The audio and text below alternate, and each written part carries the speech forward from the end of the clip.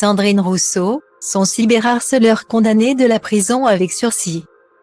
À Marseille ce mercredi 29 mars, l'homme qui avait harcelé Sandrine Rousseau sur les réseaux sociaux vient d'être condamné à 1 an de prison avec sursis.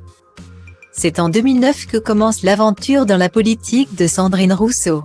Elle entre alors chez Europe Écologie Les Verts pour être candidate aux élections européennes.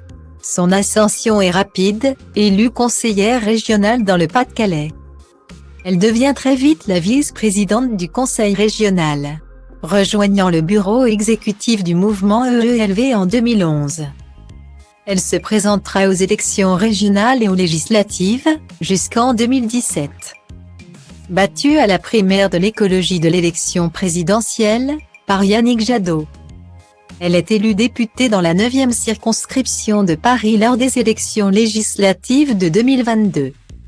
Engagée dans l'écologie, bien sûr, mais aussi dans la lutte féministe, elle publie des livres, dont Écologie et féminisme en 2008 et Parler 1 an après avoir révélé avoir été victime d'harcèlement sexuel.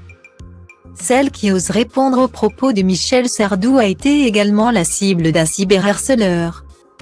L'homme qui avait cyberharcelé pendant 1 an la députée écologiste, en lui envoyant plusieurs dizaines de messages par jour, a été condamné ce mercredi 29 mars à 12 mois de prison avec sursis par le tribunal correctionnel de Marseille.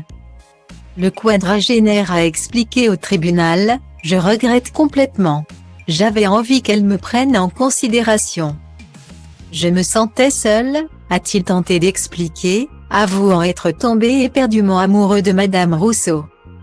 Après que Sandrine Rousseau ait porté plainte à 2 reprises, le prévenu a été condamné à 1 an de prison avec sursis, ainsi qu'une obligation de soins pendant 3 ans et une interdiction d'entrer en contact avec la victime.